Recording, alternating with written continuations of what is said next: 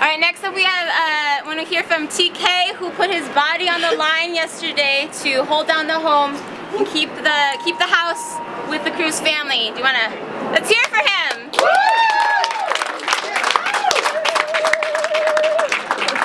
Thank you all for coming out. I really appreciate the support of which has been expressed to me by you, by the immediate community, and by all of the folks kind of tuning in and keeping pace with this on a national level as well.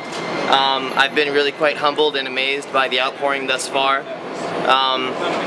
Yesterday I found myself in a rather peculiar situation. It was pleasantly uncomfortable to the extent that the Sheriff's Department and the local law enforcement who was on hand treated me with respect, and I treated them in kind, whilst respectfully declining to leave.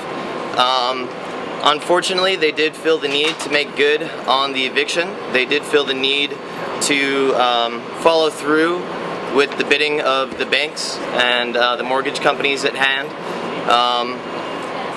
And so we find ourselves here at this point, looking at yet another boarded house, looking at another derelict building, another piece of property that can potentially be put to good use, can be held to retain the sense of community and integrity that most of us would much prefer.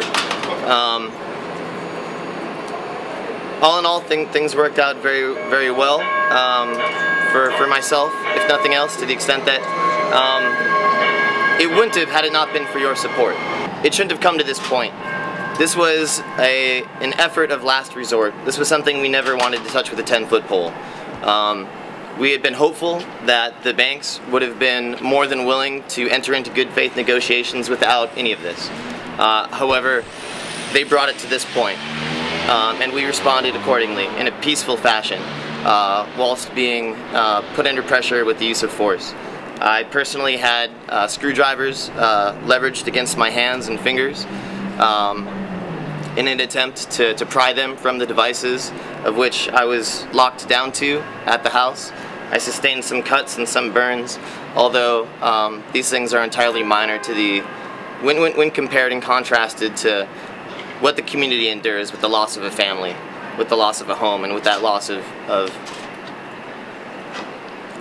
What equipment was used to free you? Jackhammers were mentioned. Was there a jackhammer used? Or? Yes, there were jackhammers, circular saws, and numerous other implements that I couldn't honestly see. Shortly after locking myself to two devices, both arms into large 55-gallon concrete filled and rebar filled barrels, they tossed a shroud over my head. They tossed a bit of canvas over me so as to protect me, so they said. But every time I attempted to wiggle it off a bit to actually see what was going on outside, to see your smiling faces standing there in solidarity with me, they'd continually toss it back over. Well, yesterday the police said that they'd called the sheriffs in because the police didn't have this heavy equipment, so I guess jackhammers aren't part of a patrol car. Yes, apparently so. But in the end all be all, with all of this, I think it just really underlines the need for a moratorium on foreclosures. These things don't just affect the Cruz family. Obviously their case is indicative of a system that's in dire need of systemic change, both on a governmental level and in regards to how business practices are run. But we're working there and advancing, and we have no intention of stopping. And I thank you all for coming out here today to show your support. Yes, pepper spray was used. Reported that he waved it over the crowd? Mm-hmm. He waved it over the crowd and attempted to